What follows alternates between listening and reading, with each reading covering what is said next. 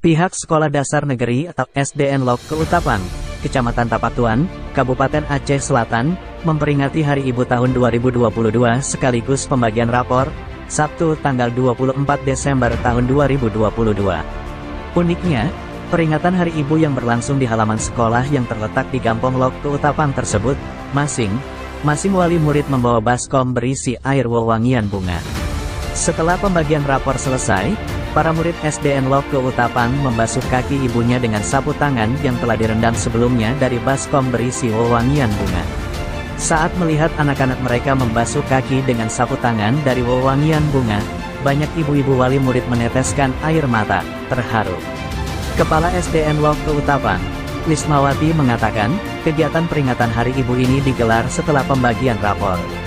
Kegiatan ini juga merupakan ajang silaturahmi antara Dewan Guru dan wali murid sekaligus mendidik anak murid lebih menyayangi dan berbakti kepada ibu-ibu mereka.